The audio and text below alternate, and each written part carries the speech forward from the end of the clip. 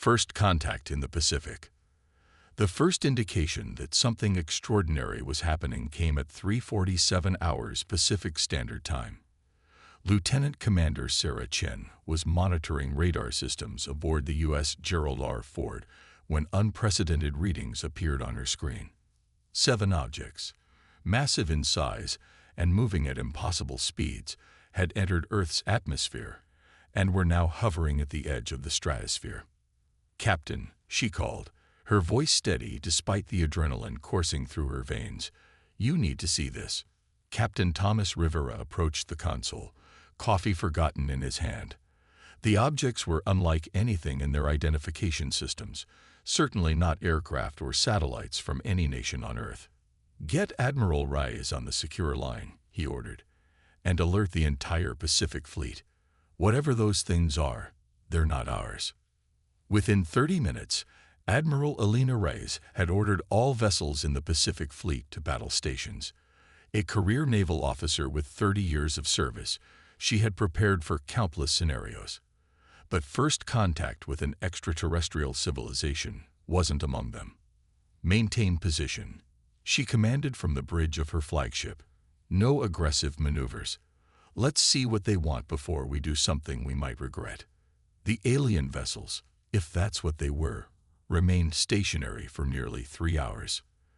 Then, as dawn broke over the Pacific, one of the objects began a controlled descent toward the ocean, stopping approximately 2 miles above the water's surface and directly over the center of the U.S. Pacific Fleet. "They're scanning us," reported the tactical officer, Lieutenant James Okafor. "Multiple electromagnetic frequencies. They're taking our measure, Admiral." Reyes nodded. "Let them look. Keep weapon systems powered down but ready." The alien vessel was unlike any ship humans had designed. A massive structure that seemed to defy conventional physics, with no visible propulsion system. Its surface shimmered with an iridescent material that reflected the morning sun in patterns that hurt the eyes if viewed too long. At 8:23 hours, the first transmission came through on all frequencies simultaneously. "We are Kauri. We observe. We assess. We determine value." The message repeated in several Earth languages, each one precisely accented and grammatically perfect. Admiral Reyes straightened her uniform and stepped forward. "This is Admiral Elena Reyes of the United States Navy. On behalf of Earth, I welcome you. What is the purpose of your visit to our world?" There was a long pause before the response came. "Your aquatic vessels. Primitive. Interesting. We wish to observe function." Reyes exchanged glances with her communications officer. "They want to see our ships in action," she translated. "They're curious about our naval capabilities." "Ma'am," Captain Rivera interjected, "should we be demonstrating military technology to an unknown alien species?" It was a valid concern, but Reyes had already made her decision. They could have attacked without warning if that was their intention. For now, we show them our capabilities, within reason. It might be the only thing keeping them from testing us in ways we wouldn't appreciate. She keyed the microphone again. "Kauri visitors, we are conducting routine naval exercises. You are welcome to observe, but please maintain your current position to avoid any misunderstandings." "We observe only," came the reply. What followed was a carefully orchestrated display of conventional naval maneuvers. Nothing classified, nothing that would reveal strategic capabilities, but enough to demonstrate the discipline and coordination of the fleet. Throughout the demonstration, Admiral Reyes received updates from around the world. The remaining alien vessels had positioned themselves over other significant naval installations: the Russian Northern Fleet, the Chinese East Sea Fleet, the Royal Navy in the Atlantic, and others. Each was observing, scanning, analyzing. "They're studying our naval forces specifically," she realized. "Not our cities, not our land-based military. They're focused on our seas." As the day progressed, the aliens' communications became more frequent and their questions more specific. They wanted to understand propulsion systems, communication protocols, and most curiously, the chain of command. Your vessels operate independently yet coordinated. Explain, they demanded. Admiral Reyes carefully explained the concept of a naval hierarchy, how orders flowed from command but individual captains retained autonomy to make decisions based on circumstances. The concept seemed to perplex the aliens. Inefficient. Risk of error. Risk of divergence from optimal action. Perhaps, Reyes replied diplomatically. But humans have found that initiative and adaptability often outweigh perfect coordination in unpredictable situations. By late afternoon, intelligence reports indicated that the aliens had begun transmitting large data packets back to their vessels in orbit. Analysis suggested they were sending detailed scans and observations of Earth's naval forces worldwide. The Pentagon was growing nervous. So were the governments of every major power. The Chinese had moved additional vessels into the South China Sea. The Russians had activated their northern defense grid. Tensions were escalating rapidly. At 1843 hours, the alien vessel above the Pacific Fleet descended further, now hovering just 500 meters above the water. Its massive shadow covered 3 destroyers completely. "We have concluded initial assessment," the transmission began.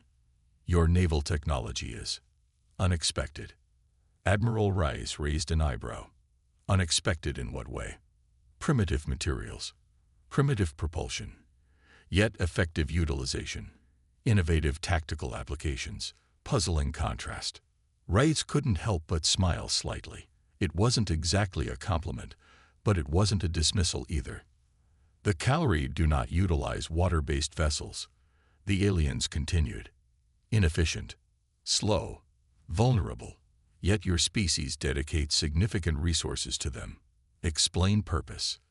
Before Reyes could respond, an urgent message came through her earpiece.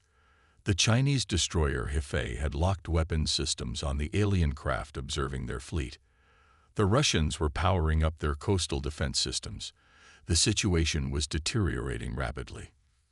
"Calri visitors," Reyes said firmly, "I detect increasing tension among Earth's nations. Our peoples are unaccustomed to visitors from beyond our world. To avoid misunderstandings that could lead to conflict, I propose a coordinated demonstration of Earth's naval forces, not as a threat, but as a display of our technological development, and to show how our different nations can work together despite our differences." There was a long pause before the response came. "Demonstration. Yes. We will observe and evaluate further. Proceed."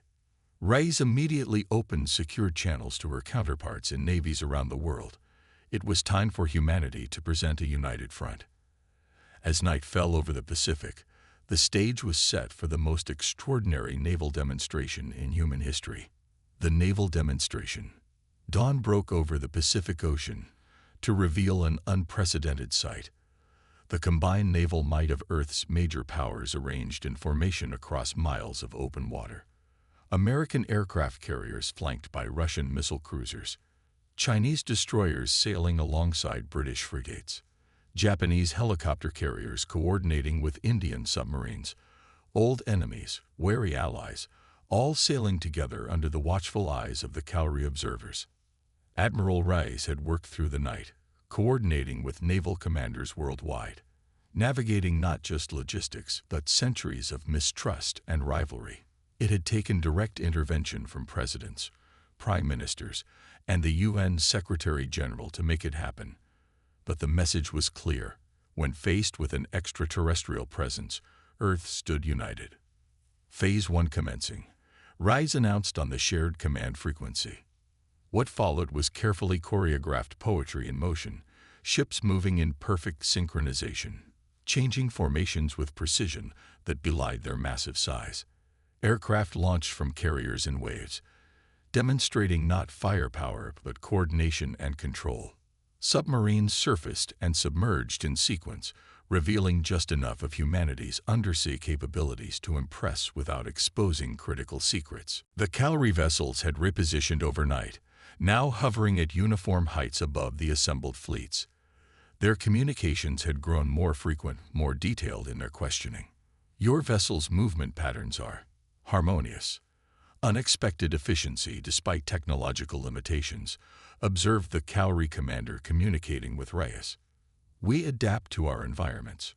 Reyes replied, water covers most of our planet. We learned to navigate it thousands of years ago, and we've been refining our methods ever since. Yet your species remains divided. Multiple command structures, multiple design philosophies, inefficient. Reyes considered her response carefully. We see it differently. Our diversity is our strength. Different approaches, different solutions to the same problems. It drives innovation. Competition has pushed our development forward. The alien was silent for several moments. Then, demonstrate oceanic defense capabilities. Admiral Reyes exchanged glances with her Russian counterpart, Admiral Petrov, who was aboard his flagship nearby. This was the moment they'd prepared for, and the riskiest part of their plan.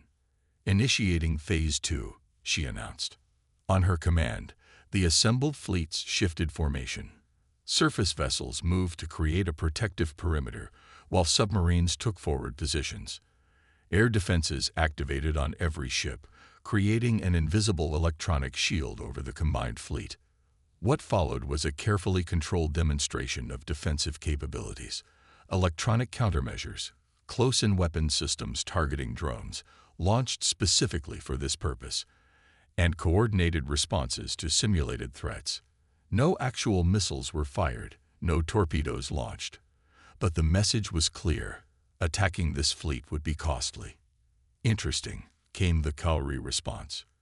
Your defenses are layered, redundant, wasteful of resources, yet effective. As the demonstration continued, something unexpected happened. The Cowrie vessel above Admiral Reyes' flagship descended further, now barely 100 meters above the water. Its massive hull eclipsed the sun, casting the carrier group in shadow. Alert status, Reyes ordered quietly. No aggressive moves. A new signal emanated from the alien craft, different from their previous communications. Three-dimensional holographic images appeared on the bridge of the flagship, displaying what could only be Cowrie vessels. They were unlike the observation craft currently hovering above Earth's oceans. These were clearly warships, bristling with what appeared to be weapons systems of extraordinary sophistication.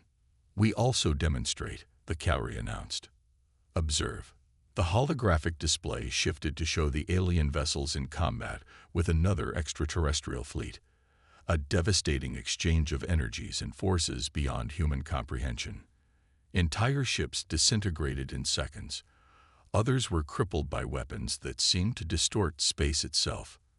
Admiral Reyes maintained her composure, though she felt a cold weight settling in her stomach. The message was clear.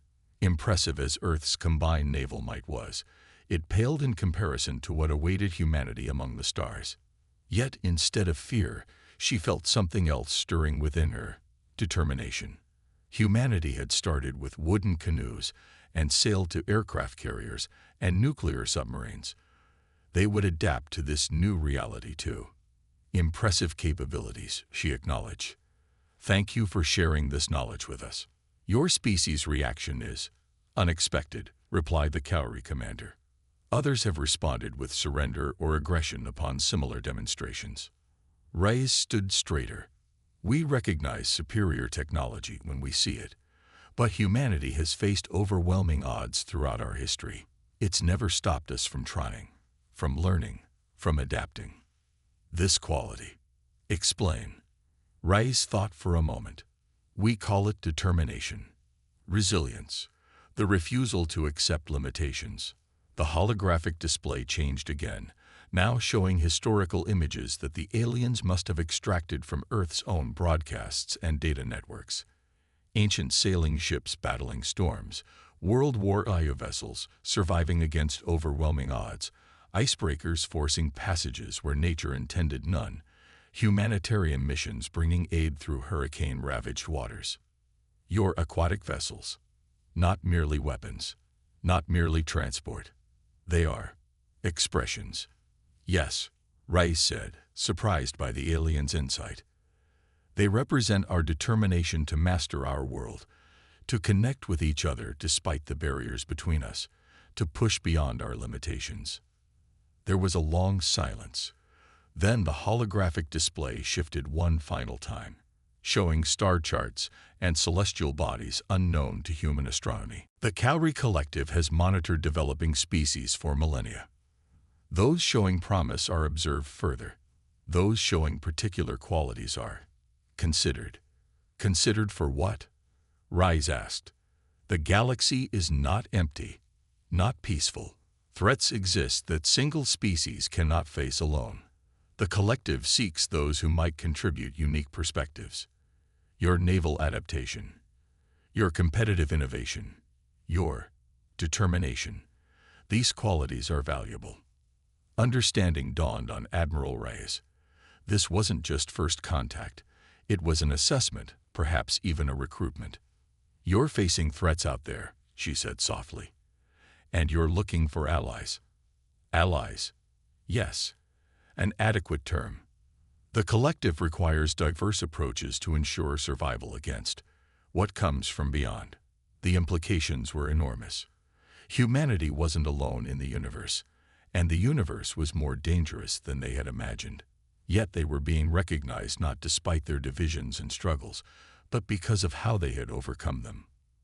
Over the next several hours, as Earth's combined fleets maintained their formation under alien observation, the first true exchange of information began.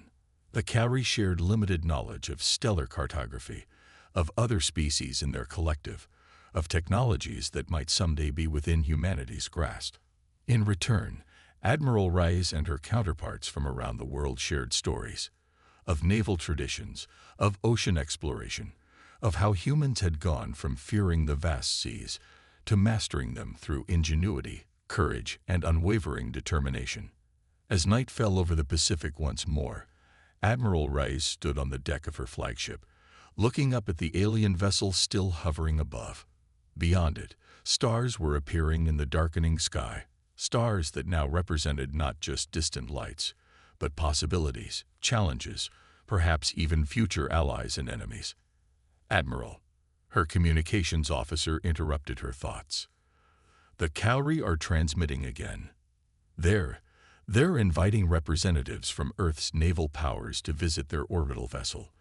They wish to continue discussions about potential cooperation. Reyes nodded, her expression determined. Tell them we accept. And inform the UN Security Council that we're going to need a selection protocol for Earth's first delegation to the stars. She turned her gaze back to the heavens. It seems humanity has just joined a much larger navy. Behind her, across miles of ocean, the combined fleets of Earth remained in formation, a powerful symbol of what humans could accomplish when united by a common purpose. Above them, the Cowrie observers continued their evaluation, increasingly convinced that these strange, divided, yet remarkably determined beings might indeed have something valuable to contribute to the challenges that lay ahead in the darkness between the stars. The aliens had come expecting to find primitives struggling with basic technology. Instead, they discovered a species whose naval tradition embodied resilience, innovation, and unwavering determination, qualities that might just prove essential in the greater conflicts to come. It was not the technology that had impressed them. In the end, it was the spirit behind it.